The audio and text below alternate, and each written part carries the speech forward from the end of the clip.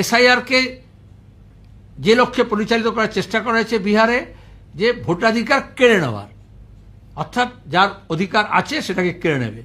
আমরা তার সম্পূর্ণ বিরোধী। কোনো প্রকৃত ভোটারের নাম কাটা বাদ দেওয়া যাবে না।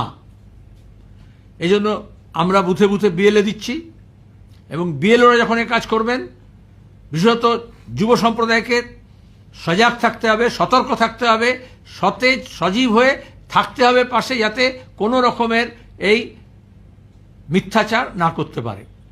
ইলেকশন কমিশনকে আমরা দাবি জানাচ্ছি স্বচ্ছতার সঙ্গে করতে হবে।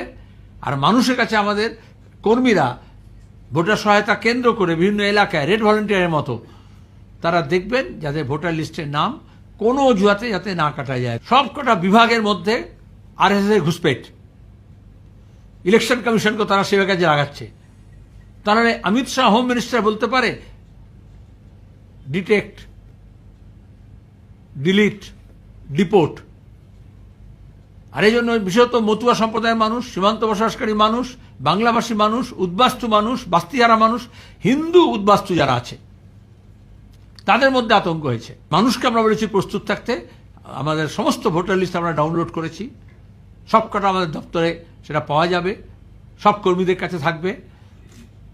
আর যাদের আগে নাম ছিল 2002 আগে, তার সঙ্গে তাদের যে লিঙ্কেজ, সেগুলো এস্টাবলিশ করা হবে। তার জন্য যা আইনি সহায়তা আছে আমরা দেব।